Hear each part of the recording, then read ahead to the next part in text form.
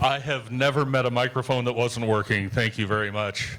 Well, good evening, ladies and gentlemen. My name is John Ing, and I have the privilege of serving as the mayor of the city of Missoula and the privilege of spending a little time with you as we kick off the next round of envisioning the future of downtown Missoula. This is exciting for me for a variety of reasons, not the least of which is that when Ellen Buchanan and I came back from a failed mission in South Carolina to solve a problem in Midtown with a collection of brilliant planners at their invitation, we learned something, and that is intentional planning can make a world of difference in a community like ours. And from that time in South Carolina in 2006 came the notion of a downtown master plan, and from that notion sprang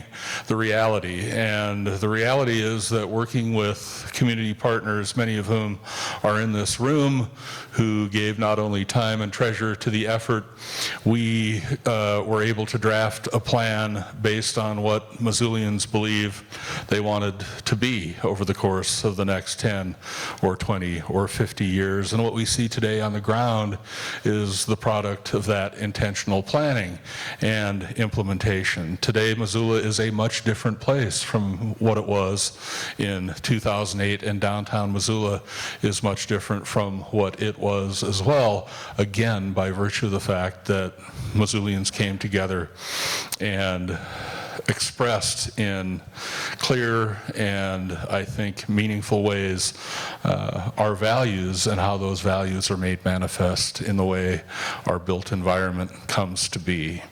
So, we're building on success here as we sit in this beautiful theater that has been remodeled in a beautiful way that now serves many, many countless human beings in many ways in our community and attracts visitors from lots of places to see our beautiful downtown. We have an opportunity to celebrate what we've done, but moreover, talk about what we want to be.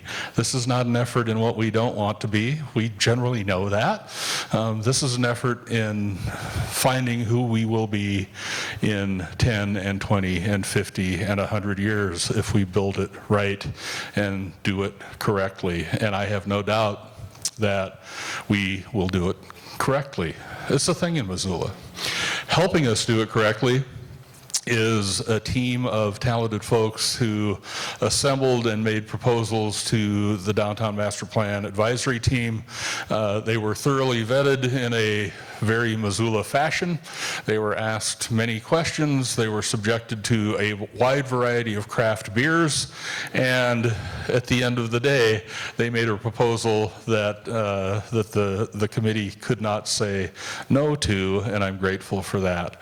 So without further ado, I'll let the team speak for itself and let you all speak to the team. Thank you for being here. Thank you for being part of a really important piece of the evolution of downtown Missoula. With that, I'm happy to turn the microphone over to Jason King from Dover Cole and Associates, who will be leading the effort. Jason.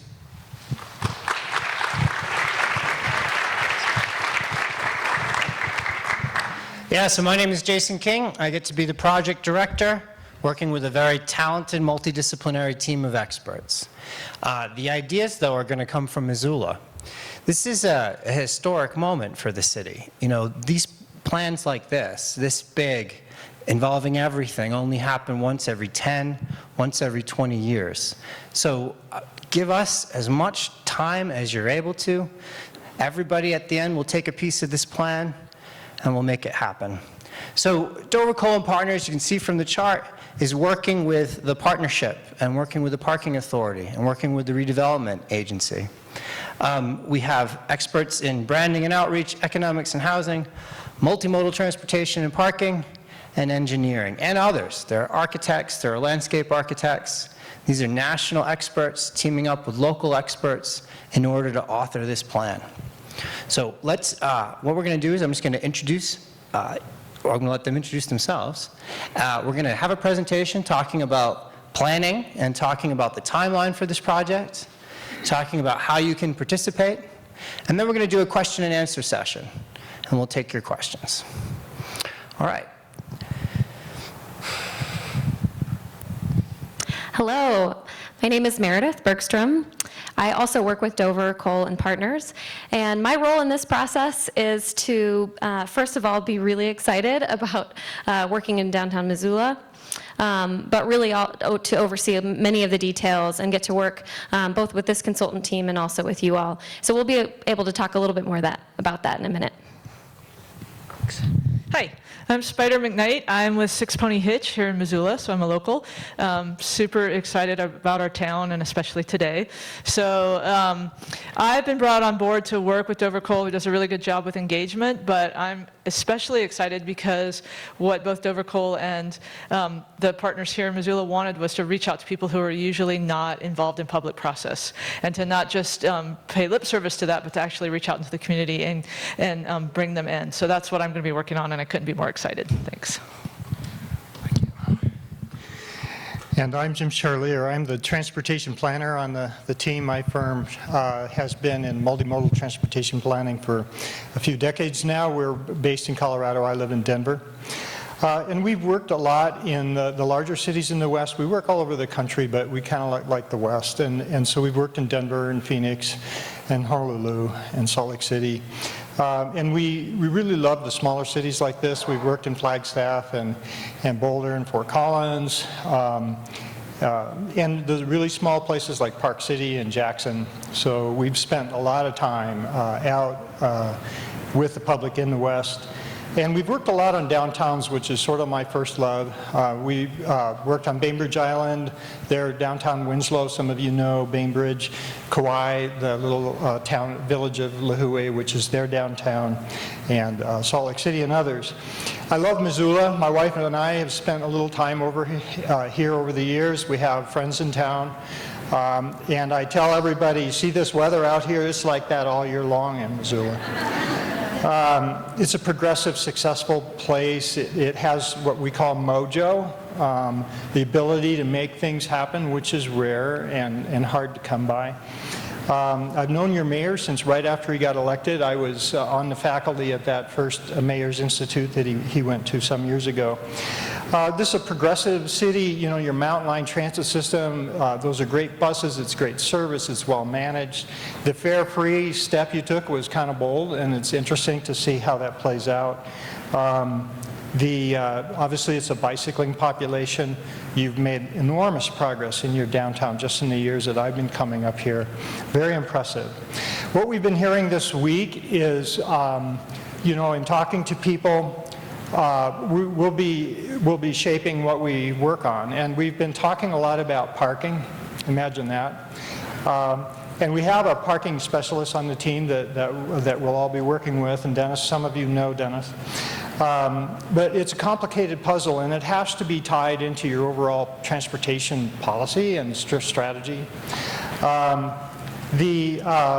People have brought up traffic safety, and when you're talking about downtowns, you're talking about the safety of people who are walking and bicycling. And that's extremely important. And what I always say is that everybody talks about safety, but nobody does anything about it. But we'll be looking at some specific strategic things you can do to make this a safe place for people to be and spend time. And then people want to ask about the technological revolution we're living through, which is unprecedented in my experience. The whole ride-hailing, Uber and Lyft, and the impact that's having on things like car ownership and parking demand. Micro-mobility. I stood out on 15th Street in Denver the other day waiting for my 32 bus back up the hill and counted twice as many scooters as I did bicycles. So, and then autonomous vehicles and what all that means. So I'm looking forward to meeting more of you than I already have and to working on this project and being part of this great city. Thank you. My name is Mark Ballon. I'm a civil engineer with Territorial Landworks. We're headquartered here in Missoula. Very excited to be part of this downtown master plan upgrade. We've got an incredible team. My role is going to be to look at infrastructure and utilities, coordinate with utility providers in the city to look at upgrades and infrastructure needed to support the update to the plan. Thank you very much. My name is Andrew Littman. I am the Director of Research at a firm called the Gibbs Planning Group. We're headquartered in Michigan. We're focusing on the market study and what we're calling a shopability analysis, where we look at all elements of the built environment in the downtown and analyze their impact on retail and make recommendations for improving that. Thank you. Hello, my name is Dennis Burns. I'm with a firm called Kimley Horn & Associates, and I've been to Missoula many times. I've been working here, as some of you may know, for a number of years, probably dating back to about 2007. I was on the last downtown master plan team, and I just have to congratulate you on the successful implementation of that plan. I have never seen a community do such a great job of actually taking the implementation phase to the level that you have, and obviously there's been a lot of progress made so far. So looking forward to working with you again, and we'll tackle these parking issues together. Go over here so my back's not to anybody. So this is the project timeline. We're going to try to have this plan engage as many people as possible, maximum public involvement, and then try to wrap up before the end of 2019, before the end of next year. And the reason for that is we're all going to get very excited and creative and motivated, and while there's momentum and while there's consensus, we're looking to create a plan that we can go to the City Council in front of and that they can adopt unanimously. We're starting off now with our kickoff, then there's analysis, there's the public charrette, which is the centerpiece of our public involvement process, and I'll be talking about that, and Meredith will be talking about that. That's the date you have to mark on your calendar. That's when we're engaging the whole city and the whole county. January 14th to January 18th, the public charrette. We draft the plan, we come back, we present the plan, see if we got it right. We take comments from the public, and then we move into the full and normal approval process. So the same process that you go through ordinarily with public meetings will happen in this, the full legal process. And hopefully, working together, we can iron out all the differences. One important part of planning a city or planning a downtown is this. It's that everyone gets something they want, and no one gets everything. That means compromise. I think the reason that they selected our firm, and I tell you, in my field, people all over the country want to work in Missoula. You've got an interesting story, you have a great place. But what we do is we design in public. We involve the people in everything. We believe that's the power of the plan. We build consensus. And the vision we create is compelling and amazing, but I promise you, but commitment is even more important than vision. The more hands on the plan, the better.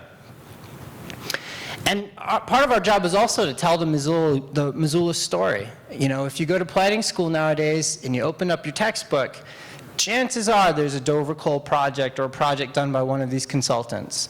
And Missoula's going to be there too in the history of American planning, up there with the great plans. I think it is possible. I see a lot of potential.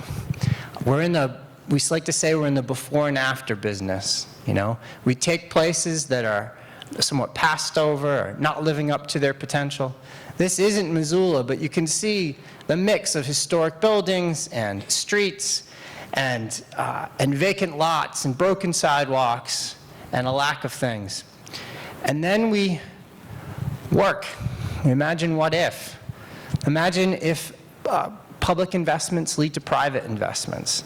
Imagine if you commit to your urban forest and to your street and to preservation, right?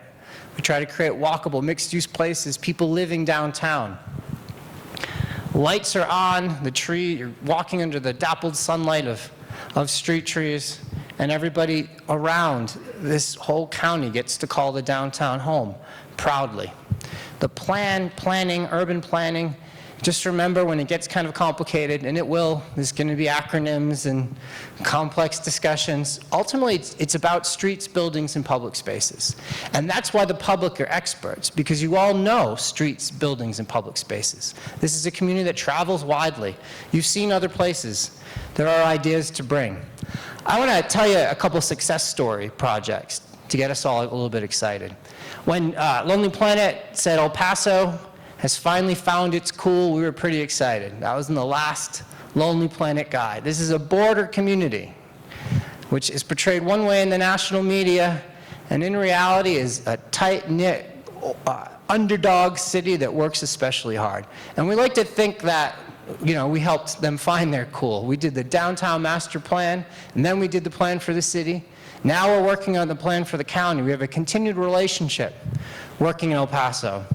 And so this kind of thing. So they had a public space, San Jacinto Plaza, and it was sort of like rolling tumbleweeds and trees that hadn't been taken care of. But the public had a vision for it. The plaza is really important in the Hispanic urbanist culture. And so we worked with people to draw a design, and that design got funded. And San Jacinto Plaza is now one of the proudest plazas of the American Southwest, right? They had a dead mall. Northgate Shopping Mall was dead. We worked. The vision that came out of it is a place for people to live, work, play, and shop, everywhere to be. And last time I checked in, the mall is coming down, and a lot and block system of walkable urbanism is appearing in the northwest of El Paso, right? And we continue to working on the code. When new buildings get rehabbed, they're coming in with people living above and with a better look. When the cities make big investments like on parking garages or on streets or in parks, our job is to make sure we make the most of that investment. There were parking garages in El Paso that are now surrounded by buildings and galleries and lights, and there are kids in the downtown. That kind of thing. And then streets, right? So streets now are the, really, I mean, compared to parks even, streets are the most common and the most used public space that we all share, the street.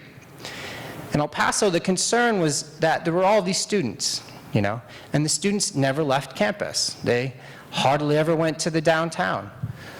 And when they did, it was Friday and Saturday nights, and they were up late, and it got kind of rowdy. What, if that sounds familiar to you, what we did is we worked on the connection between the downtown and the university, and a streetcar was imagined, you know, a streetcar and investment following that.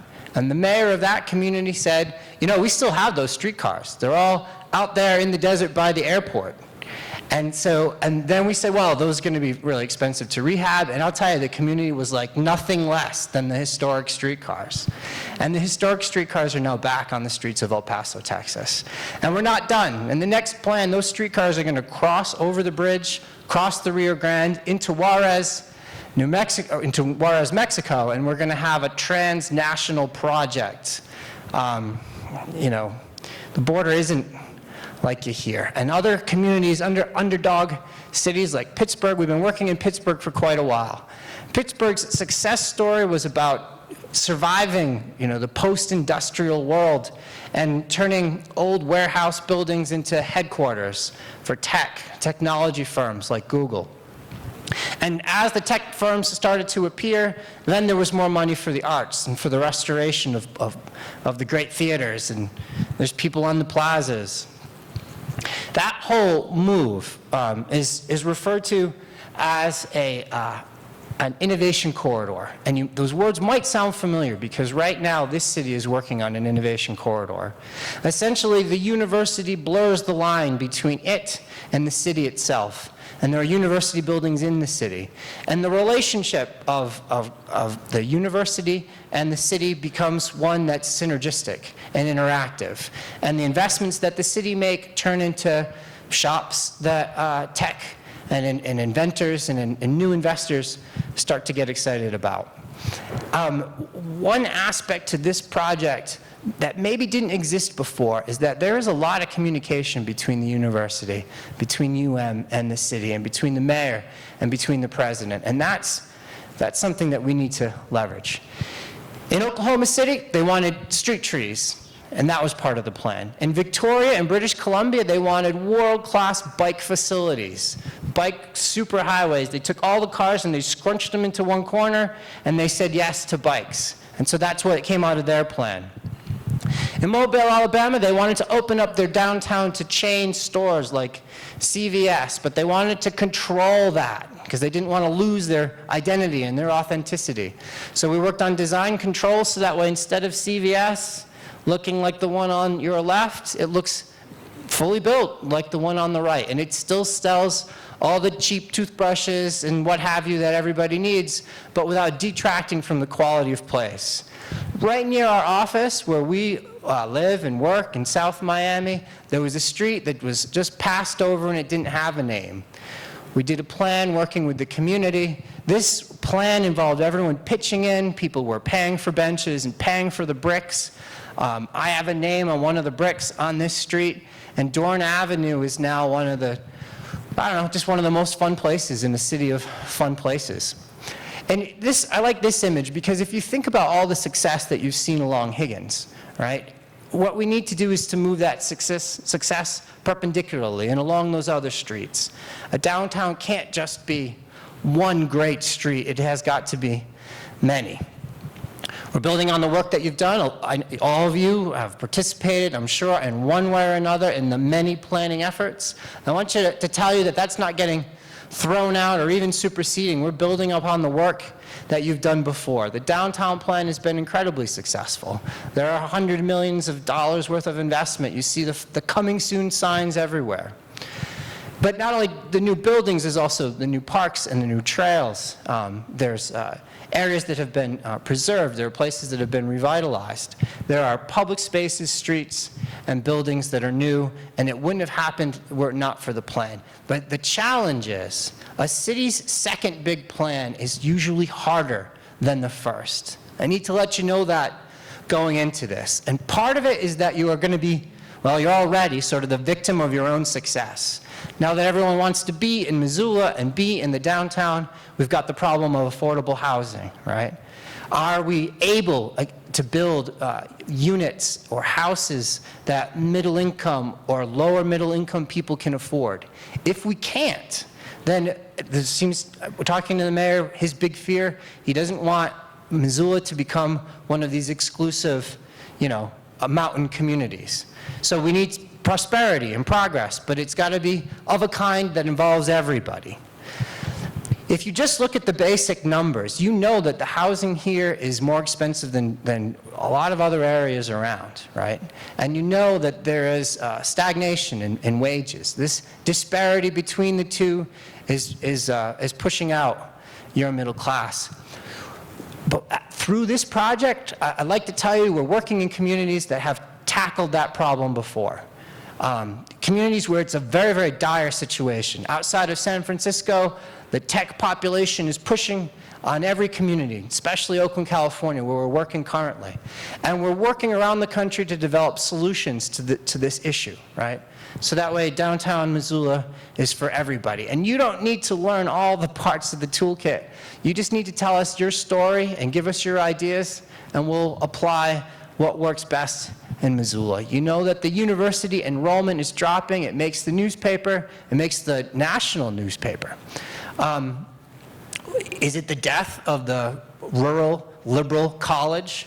Probably not. Probably what it is just time for a rethink at the university. That's the way the president looks at it. And the people I talk to who care about the downtown look at it as a real opportunity. Sometimes universities turn inward. They create these sylvan, bucolic little green places for the students to be safe and protected. But the reality is students want life and vibrancy and excitement, and they want to be part of something else. This is an opportunity to work with them and to make sure that, the college students' memory of this place is not just Higgins, it's other places. And instead of leaving and going to Denver or to San Francisco, they start their business in Missoula. There's a whole toolkit of approaches that we're going to take because the success of the university is tied now to the success of your downtown. And then just, part of placemaking is one's first impression of the community, all right? I want you, as like homework, as we get ready for the charrette, think about when you go in and out of Missoula, what are you seeing? What's your experience? What's your first impression? Because the first impression is everything. Now, I'm not going to tell you about my experience yet, because I'm pretty new here, but I know that the national parks have really thought a lot about this. They thought a lot about the experience that people were going to have. When tourists could go to Europe or they could stay within the United States, the national parks, through its heyday, would put you on a train, you'd stop off in Missoula, you'd go up to Glacier National Park, you'd arrive at a station that looked like this, they'd put you in these fun little cars and they'd send you off to the different destinations, You'd arrive at the base camp, there were 6 hotels and everything was going on, and there was music and there was laughter and there was craziness, but that's not why you went to the national park. You'd go to your base camp, you'd set up, and then you'd go out into the park and have your own personal experience. What we're trying to think of Missoula as is base camp for all kinds of adventures, not just in the wild outdoors, but what's your urban adventure? You're the largest city in the Rocky Mountains. You provide both rugged, natural beauty and also the creature comforts of a great place. Think about your arrival. Think about your experience and how we can improve upon it. And then, again, as people start to come, the parking. Every meeting we have a meeting about parks, it's about parking. We have a meeting about historic preservation, it's about parking. Economic development, this is also a solvable problem. There is a whole toolkit there of approaches that places have taken in order to work on the project. I'm not going to say that, I'm not going to say that you're going to be able to necessarily park right in front of that shop every single time, but we can accommodate everybody that wants to come to the downtown. It's interesting about Missoula, and I've worked in a lot of places. Almost 3 out of 10 trips here do not involve a car. Your mode shift, as we say, is 30% of people biking or walking or taking transit in order to arrive at a destination. The most walkable place I have worked so far is Miami Beach, Florida. They have 15% mode shift. You have 30%. This is a community committed to not the car, which is interesting. So let me ask, how many people got to this meeting tonight without using a car, or if you did, you shared that ride? It wasn't just you in that car. All right, that's terrific. Again, if I asked that question just about anywhere I work, no hands would have gone up. Now, at the same time, there's the question of authenticity. As these new buildings start to arrive, the mayor tells us what he's terrified of is generica, becoming generic, becoming anywhere USA, and being, again, the victim of your own success. Now, the question about authenticity, what Missoula is to you and what it will be in the future, is an open question that we look forward to having with you, so that way you can remain who you are. Let's talk about the charrette. People always ask, they get excited about the plan, they ask, is this plan going to work? And our feeling after all these years of doing this is that plans themselves don't work, right? It's people. It's the people who are part of it. People are the ones who do the work. And for that reason, we're going to involve as many people as possible. So let's talk about the charrette. All right, this is Meredith again. So let's talk about the charrette. This is the first of many public meetings, and really what we're here tonight to do, and what we're here this whole week to do, is drink out of a fire hose and meet with a lot of people and really get a sense of all of the work that you have done to date. But also, it's to invite you to be part of our charrette process in January, and in all the things that lead up to that, and in all the things that happen after. So we have some incredible partners here. Something that has really stuck with me about something Spider keeps saying is part of what she's going to be working on before the charrette is deep listening. And I like that phrase, and I think that applies to our whole team. We want to do some deep listening, and that way, when we create the plan, it has the fingerprints of the real community on it. The charrette will take place in January. So we decided that we should just get like as much snow and just wait till it gets really, really cold, and then we'll come and give you something really great to do in the evenings. So it'll be January 14th through 18th. We have some great save the date cards that I hope you pick up on your way out to remind you of this. That first day that we're here, we do what's called a hands-on design session. And we'll invite you all back to a place where we've got tables, and we'll invite you to actually draw on maps and tell us what it is that you think is most important about this plan. Following that, we'll have many, many people here. We'll have this team here. We'll have more people from Dover Coal. We'll have illustrators, urban designers, and planners. And we'll actually start building the plan at that point. We'll have done all of this analysis. We'll be working really hard up to that point.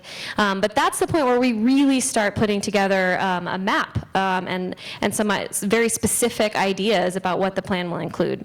But we don't do that in a way where we go away and kind of come back and unveil a plan. We do it in a way that's open and transparent. And so we'll have an open design studio that week.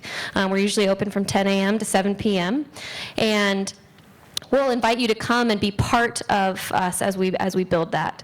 So we'll also go out into the community during that week. We'll send people out to schools and to other places, but we'll also invite anybody to come to us and watch us work. And so by the end of that week, we will have a work in progress presentation. And that'll be on that Friday evening, January 18th, and we will give you a first version, a working hypothesis of the plan. And so it's really important that we get feedback. And it's always a little bit of a critical moment for us because we actually ask you, are we on the right track? And that's a really key moment. And if we've done our job well, you'll be able to tell us that, yes, we're on the right track, and then we can continue working from that point. A big part of this will be raising public awareness, so you'll see this coming up in many different ways. We'll be working on, right now, part of what we're doing is listening and helping define the brand of this project, and making sure that from here on out, everything that we do continues to reflect the community. But we'll have a website where we'll actually have some more, we use a really special platform that allows us to do some online public engagement too. So you'll be watching for that, where we're asking you online some of your reactions to these illustrations, and that will be both before and after the charrette. We've already this week actually started measuring things, looking at all of the storefronts, walking on your streets. We had a great experience just walking the boundaries of the downtown. And so, all that to say, please join us at the charrette.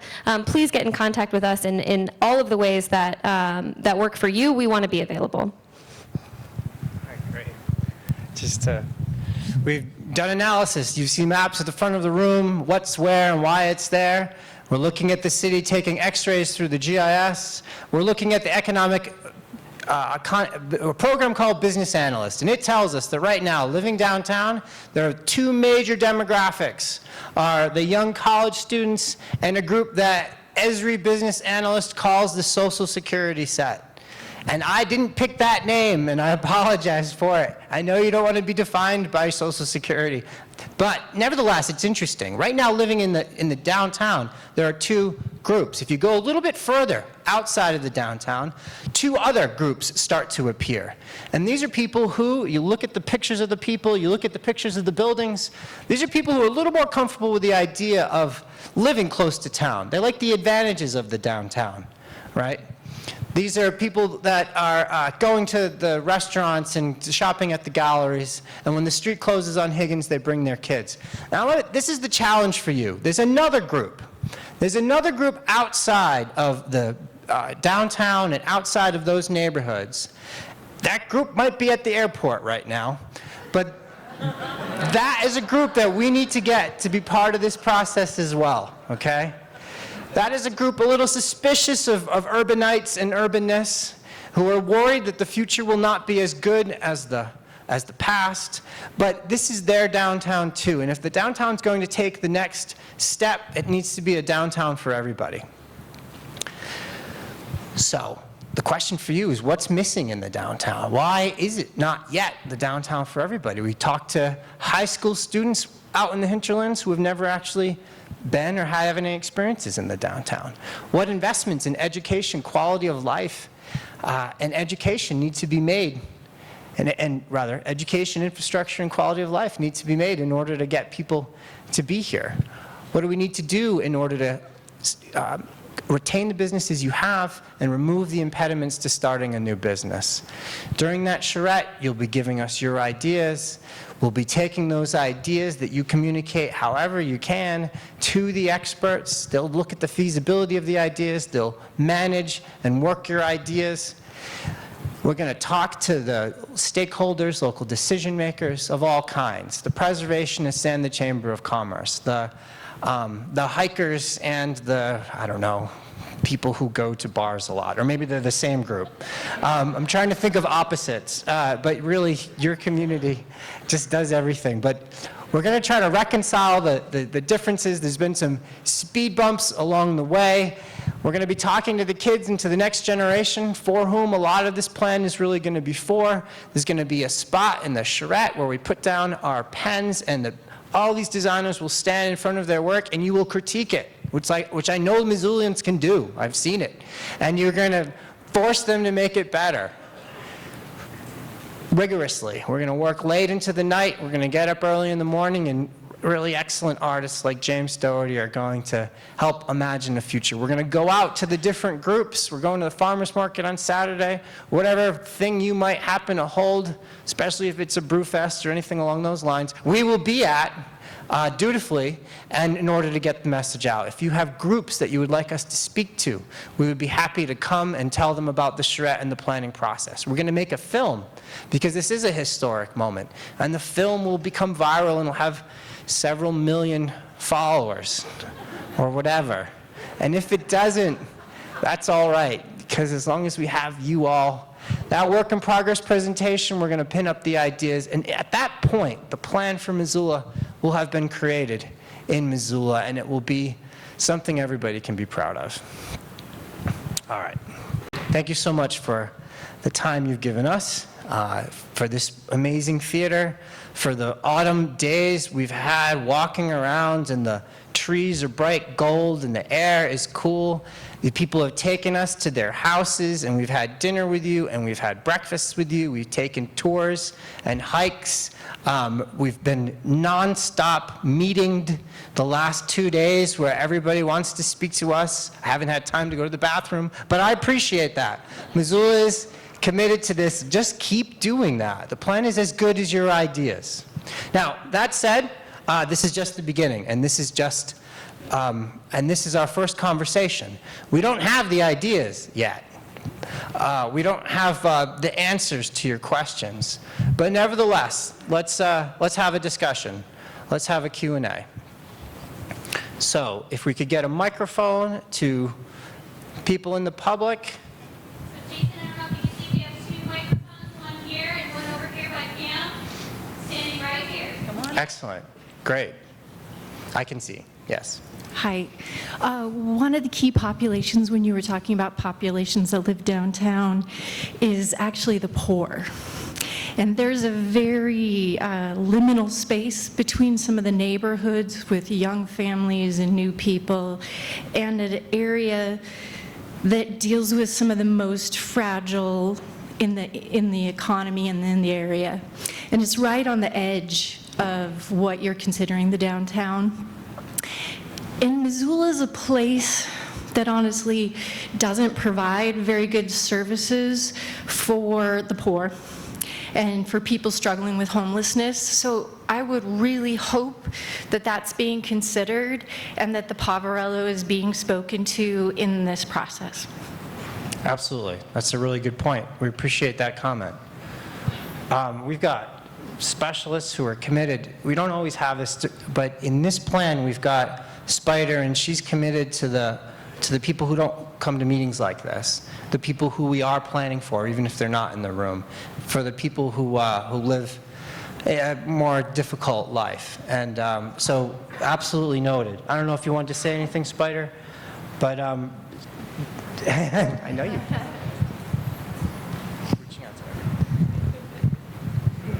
Yeah, so there's a lot of people who find barriers to process, and one of our goals, which I think is a little different, is I've been tasked with like reaching out, going to the POB, going to places like that, and saying, what are the barriers to being involved in the process? And you can't knock down a barrier until you know what it is. So we're going to start by figuring out what those barriers are, and then work as a group to figure out how to knock those down and get them involved in the process. And it might be that we do part of our charrette at the POB. It might be that we I don't know what it is yet. We're still a work in progress, but we're going to go get that information. And we were in a meeting with the mayor the other day, and he's super committed to that part of this process, as is this whole team. So thank you for saying that. That's great. Another question? Yes. Hi, thanks so much for coming out. Really appreciate everyone's time tonight. My name is Madison Schroeder. I grew up in Missoula.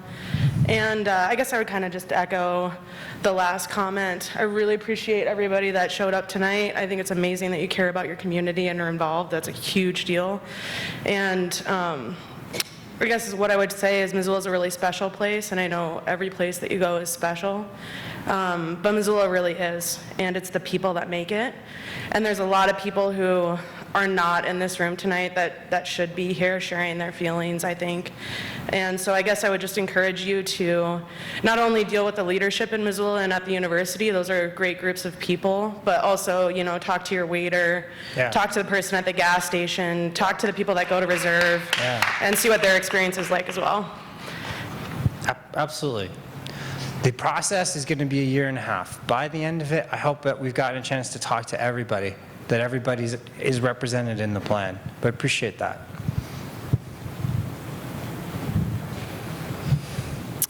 We have a partner question here. We decided to tag team because we were overlapping. So I'll ask my question, and then our historical preservation officer for the city will add her 2 cents in. But I sit on city council, and we are seeing rapid change in Missoula, and I think a common theme amongst us city councilors is, as we're having this rapid change, it's all the more important to reach back into Missoula's history and tap into our story and not lose sight of that. So I'm hoping, we have a lot of historians in this town, and I'm hoping those are themes that can be interwoven so that when there is development, there is several layers of meaning and tapping into some of that information. And Emmy, what can you add to that? Yeah, exactly, Gwen.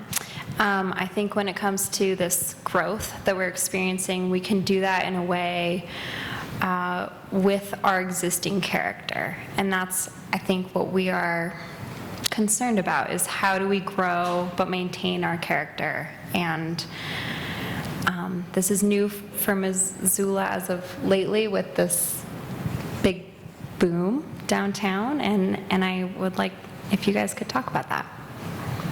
Great. I'll tell you, every great city is a mix of new buildings and historic structures, and there are no exceptions. You're going to need the diversity of building types in order to have different types of people in the downtown. You're going to need to embrace and understand your history in order to communicate that to others, or in order to keep the younger people in Missoula. The story, the historic and cultural story of Missoula is not yet being told enough. That's what we've been hearing from the preservationists and from the people that have been here for a long time. So that needs to be a big part of the plan. Someone else want to say something? Yeah, The other thing that I know you're thinking about and that matters in this respect is the most authentic thing about Missoula is its people. The people who live here, people who have lived here, and people who are moving in tomorrow. And one of the things that we would like to see happen in downtown, it's pretty cool downtown already, but is to see people on the sidewalks. You know, we have divisions in our world today, and we're wrestling with issues, but if we spend time together and if we encounter each other and we see each other in a public setting and we interact, it helps a lot. And so we want to see social sidewalks and a social downtown. We think that's authentic to your history, and respecting the history and reflecting it in design is a way to encourage that sort of interaction. So I think that I didn't mention walkability earlier, but that's going to be a major part of our focus. Yes, ma'am? Hi. I just wanted to say that when I heard that you guys were coming, that Dover Coal was coming, it made me so happy because I work in the field of architecture and design, and you guys are like a combination of Wonder Woman and Mies van der Rohe, and if they had a baby, it would be, and it was an urban planner, it would be you guys. And so I'm just so thrilled and looking forward to what you guys are doing, and thank the government officials that invited you, and so happy that you decided to come. We're honored to be here, and thank you for that. That was like the nicest, weirdest thing that was ever been said about it. And absolutely, we're going to try to live up to that. Yes, sir? I've lived here for 43 years and have watched Missoula, what we consider to be downtown Missoula, expand quite a bit. As much as I appreciate the concept of the bicycles and that form of transportation, if you have a certain width of a street and you take 3 feet off each side of that street, delegated to bicycles, I don't know if Missoula's infrastructure was ever designed to do that unless we eliminate some of the seemingly unnecessary boulevards. I think that experiment is being done over by what used to be Western Bank, where you can angle park again. Because to live close to downtown Missoula, you have pretty expensive rent, which requires at least 3 and sometimes 4 tenants to pay for that rent of a house close to Missoula. And we do want houses rather than new apartments. That, we want our neighborhoods. But if you have 4 people renting a house, that basically uses 6 or 7 parking spaces. So if that concept of boulevard or angled parking to help the bicyclists, to help the renters, if this could get expanded a little more into including that, I think you'd get a lot of support. Yeah, we appreciate that. We appreciate your concern. There's no one solution, no one-size-fits-all solution to streets. So sometimes the street can't be, decreased in size to accommodate a bicycle facility. Sometimes routes have to be chosen which are different. What else? What else should we be saying about boulevards and streets and about changing streets? Well, having worked here for several years, there are already several areas that we've identified where we could do exactly what you're talking about. Alder's a good example. It's so wide that we could put parallel parking back there and gain a significant amount of parking over there. So I think this is a great comment, and we'll be looking at that, and we'll try to be maximizing a combination of, what's the right combination of uses for that street and what can that area accommodate. But parking is an important element of that, but also bikes and pedestrian safety are things we need to take into account. So. Go back over. Yes, sir? Yeah, thank you. Got a long list already, but I'll just hit the highlights. First one is on the connectivity issue. Just like you mentioned here, I think the multi-modal transportation is important, but this area you're talking about already has some great institutions. The connectivity between them is rather poor, and I hope you have some engineers who know something more than a 90-degree angle on everything, because to make it an experience to get from one end to the other.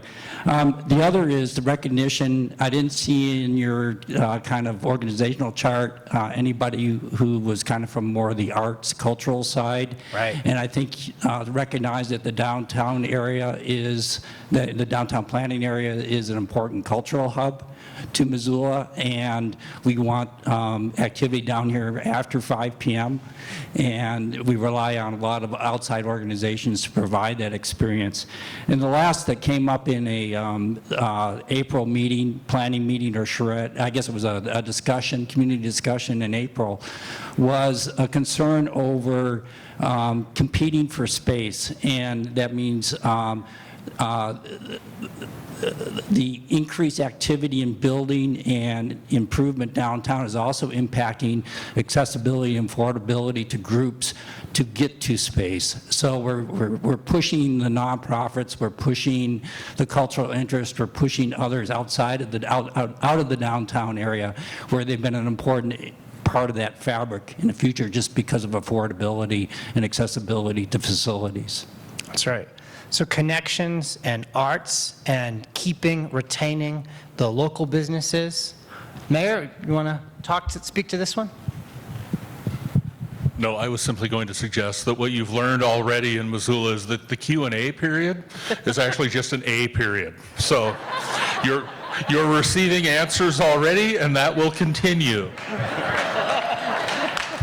All right, let me reinterpret that. So connections and arts and artists have to be part of this project, and we have to make sure that we keep the local businesses that keep Missoula funky and interesting and authentic, and we're failed if we push those people out because we've built other things. Absolutely, yes.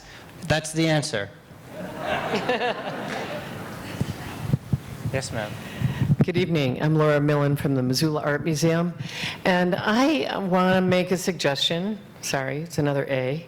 That we invite indigenous people to the table, and that we need to look at our deeper history and the people that were on this land before us and involve them in the process. Thank you very much. Absolutely. Yes, ma'am. Hi, actually, I have a cue.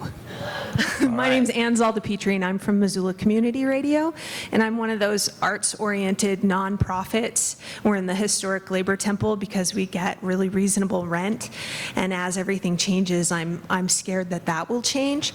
So I'm wondering how you will balance money with arts, with livable space where people don't have to have money to participate, or that isn't the main thrust of participation. How will that be figured in? Right. I'm going to give it to Meredith in just a second. You know, in city planning, a lot of times people are afraid of the planners because of the big ugly word gentrification, right? There are tools to retain, there are tools, let's say, to create affordable housing, so that way anyone that wants to continue to live in the downtown can, to a degree. And there are also tools to retain local businesses, because, again, if you lose them, then you've lost your soul.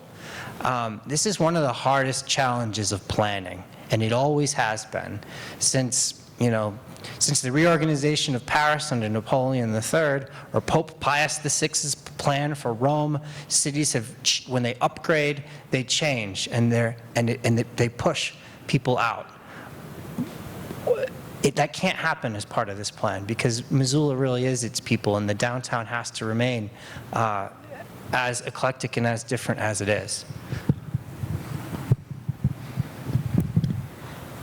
Well, I think the reason Jason's giving me the microphone is because I've worked in many downtowns across the country, but also worked very specifically in one for many years.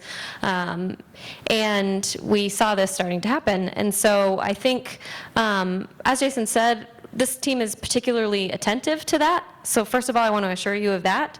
And I think when we talk about planning processes, we were talking about this earlier, with any time you know, you start a planning process and then you try to inject a philosophy into it halfway through, you know, the ship has already sailed, so to speak. And so that won't happen with this process.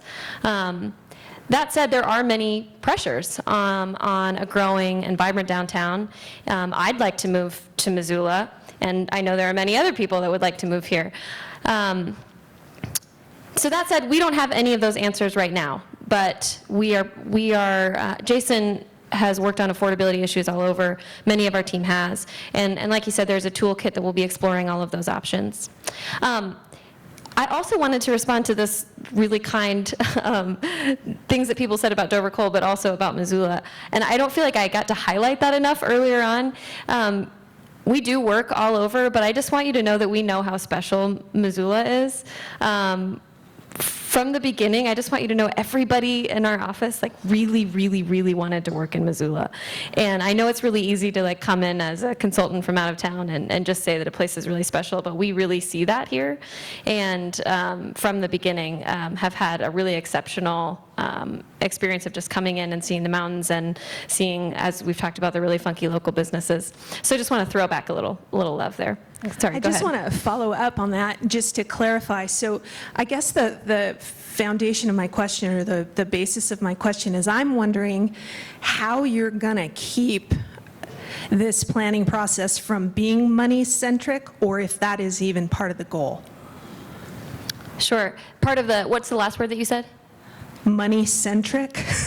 Yeah, Is money-centric. that part of the goal? Is that I mean, part is of the that goal? even part of how it's being birthed, to think about it in those terms? Or is this about changing our community so that businesses are more successful? You know what I'm saying? And I'm Yeah, not sure. opposed to money at all, but I would like more personally, but. Yeah, so this is a prosperity plan. It's a plan for prosperity. However, how your city defines prosperity is still an open question. If it isn't just money, all right. We've worked in communities where it is. What is it? If it's the arts, if it's furthering that, if it's artisanal sandwiches and craft brewed beers, if it's events downtown and the small town relationships that people have with each other, maintaining those bonds, it's really, the plan is going to reflect the city's values. It will. We're facilitators in the conversation. I'm hogging the microphone, but and this will be my last one, sorry, Yep. but it's participation. Absolutely. That's what I right.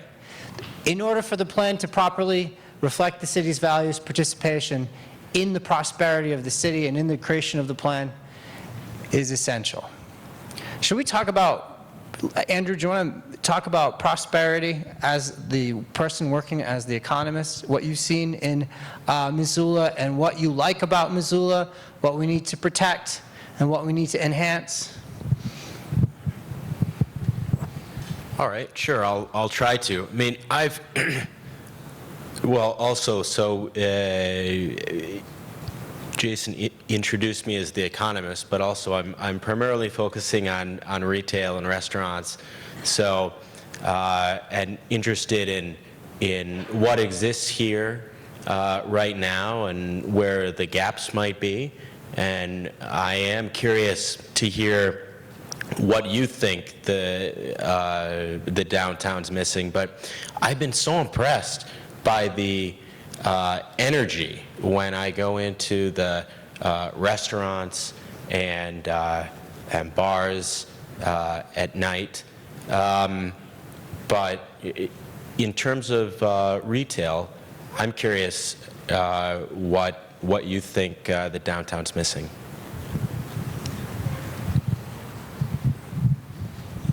Let's see. Actually, I think, sir, you were first. Thank you. I'm Kent Watson. I'm a landscape architect. I've been involved with many of the pedestrian bikeways throughout town. I'm still on the Caras Park Improvement Committee and a past member of the Board of Directors of the Downtown Association. My question to you, do you have a landscape architect on your staff? We do. Part of the Dover Coal team, Meredith and I are just the first two to come here. Okay. There's an invasion of people, creative people who are fighting right now for the opportunity to come to Missoula, honestly, in our office, and a couple of them are very talented landscape architects. Now, that said, we're going to need local knowledge, local plant knowledge, local material knowledge, and so, yeah, you too. Well, my concern is that the word design not be left out of this process. There's been a lot of talk about planning, and as you know, planning emerged out of landscape architecture in the early part of the 20th century. And I want to make sure that we have some more open spaces in downtown. Right now, Caras Park is the only real place.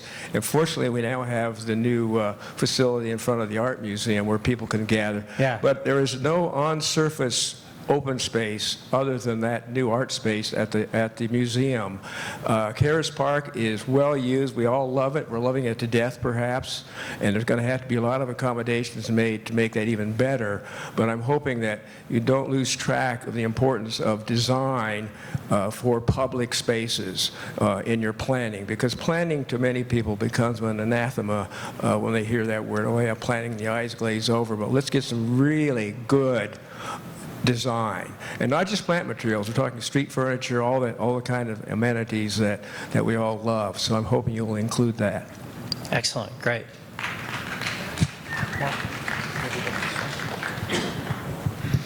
Let's see, we'll go back over. Yes, ma'am? You asked about what do I see when I come into downtown Missoula. Well, I'm sad to say I don't see a lot of the landscape and landmarks I used to see, because the buildings are getting a little tall and numerous. And if we don't already have some sort of height limitation, especially in the downtown area where the canyons in the summertime with all their shade are really nice, but I don't see landmarks anymore when I come into town. I see big banks and tall, I don't see, you know, Monty Dolat made a poster many years ago that had like these four landmarks. One was St. Xavier's church tower. The other was the clock tower at the university. One was the county courthouse clock tower. And so those, I don't see those anymore. The other thing I don't see anymore are some of the small local retail businesses that cannot afford to rent building space in downtown anymore and have had to move out. Yeah. So those are the things I don't see anymore. Yeah. And I appreciate some of the things that have changed, but I have concerns about those too. Sure. Yeah, the city's changed a lot. Mark is one of our locals. He's raised kids here in Missoula. When you're talking about the green that isn't in the city, or the views that can't be seen, or the small mom and pops, I'm just wondering about your views, Mark, and about this plan. Well, I think we've got a challenge here. We really want to maintain the culture. We want to maintain the quality of place, quality of life. We want to pass that on to our next generation, but we also want our kids to be able to work here and make a living here. And so it's that balance, and I think the timing of this master plan is perfect, because we bring all those components together and we really pull that culture through, but we also, look at business, and we just look at a nice livable environment. It's a great place to raise kids. It's the challenges that we have. Cost of living is extremely high. Wage rates are kind of low. I'm also a business owner here in Missoula, and it's a challenge to attract young families, the next generation of my business. Housing is a big issue. Attainable housing is a big issue, and with the economy where it's at right now, I think that the timing is exceptional. Ellen and Linda did a phenomenal job putting together a national team of experts here. The timing's great now. Now we just got to rely on the community to weigh in and participate, because that's, like Jason said yesterday, a few people can get it done quick. A big group gets it done, takes it further. It takes a little longer, but takes it further. So I'm really excited to see this turn out tonight with everything else we got going on in the community. And I do think that all the components, the focus groups that we're having, all these components are being extracted, and you're echoing what this group's already heard today, and I look forward to more of these conversations. Thank you. That's great. We're going to respect your time. We've got a few more minutes. Some more questions? Yes, ma'am? Yes.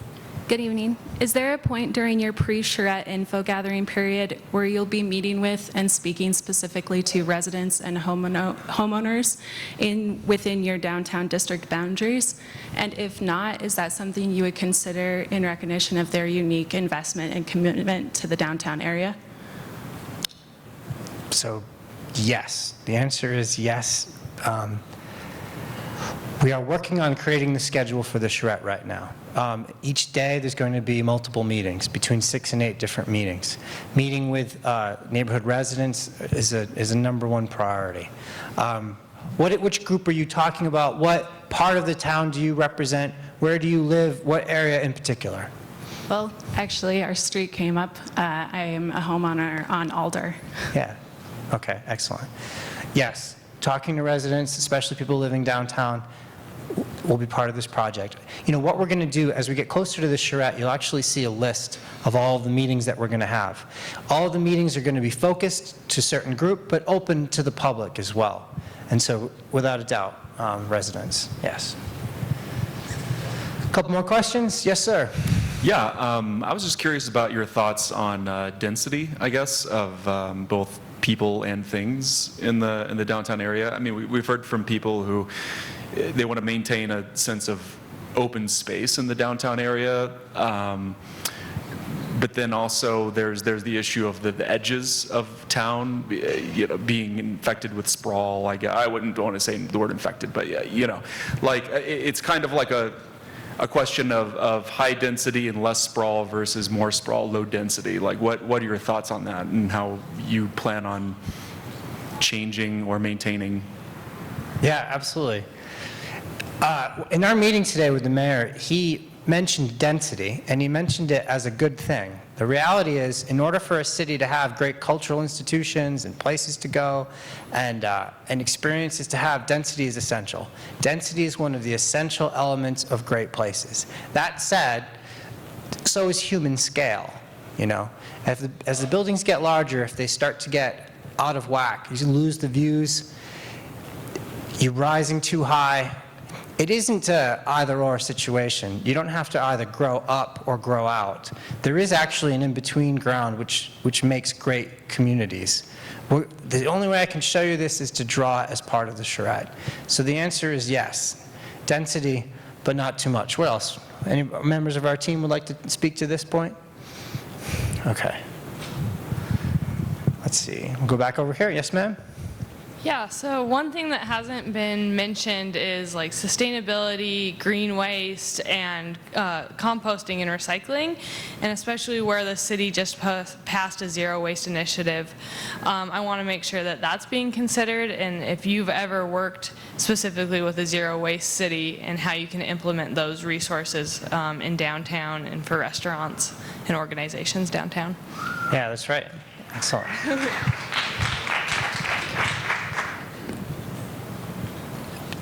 Details like that are essential to the plan. The plan's going to have an element which is called the sustainability element, and it's going to be sustainability at every level, from power generation to dealing with compost.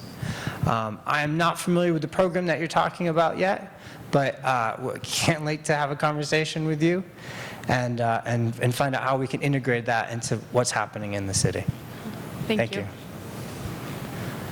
Yes, ma'am? Hi, Jason. My name is Heather Harp, and I sit on City Council. And the mayor will probably know I'm very good at my comments, which are basically comments posing as questions. And with that, I think what we have in terms of opportunity right now is a great idea for a downtown master plan. But I think we would be remiss if we don't start thinking a little bit more inclusively of our entire community. So my challenge is to you and this team to think about planting a seed. How do we get the other components of our community thinking like what you are doing right now with the downtown plan in terms of Midtown or Reserve Street or in the other hills? So there you are. All right, excellent. Thank you, Councilperson. We will color outside of the lines. We will think about all of the different areas. The downtown is the hub. It's where all these other neighborhoods converge in a way. And planning the downtown means also talking with and helping to plan those areas. I like that challenge. Thank you. Yes, ma'am? I have a process question. I have a list of comments as long as your arm, and I think other people do here. So should we just hold that thought until January, or is there a way for us to submit comments in the next time period before then? Yeah, the answer is no, don't hold it till January. Submit comments. Do you want to talk more about how? Yeah, that's a great question. So we have save the date cards that are available on the tables as you leave. And there are two things you can do. One, there's contact information on there, and there's an email address that you can respond to, and those will become part of our sort of official record of comments. There's also a website listed that right now is the Downtown Partnership website, which gives you further places to leave comments. That said, we are also accessible. So my name is Meredith Bergstrom at Dover Coal. You can email me, mbergstrom@dovercoal.com. And we want to be extremely available, even if you have comments that you'd like to direct to us directly. People are already sending us emails, and that's terrific. If you go to the website, if you go to the city's website, you can actually get our contact information. And you're able to absolutely start communicating already with your list of comments, especially about process. Yes, sir. A couple more questions. It's just what I think is missing from Missoula, and you talk about walkable streets and nice things, but a big part of the winter, no one's on the street, and Missoula needs a winter garden, a bigger communal space that they use like Karis Park, but it would help the community stay a community in the winter. Excellent. The winter garden is part of this plan. Another question? Yes, sir? Yes, to help build on what the landscape architect had to say, how can we make better use of the fabulous asset flowing through the middle of the downtown area called the Clark Fork and bordering on the Karis Park? How can we make better use of that for all the citizens with accessibility and beautification and stuff like that? Right. So a lot of you remember back what I'm told when the river was a dumping ground. And slowly the river has been cleaned, and the city has gone from turning its back on the river to embracing the river. The trend for the river is up. It's getting cleaner and it's getting healthier. The concern now is that it might be killed by love. Too many people converging on the river. I want to tell you that making use of this asset and making sure that the river is a part of everybody's life is a large part of the plan.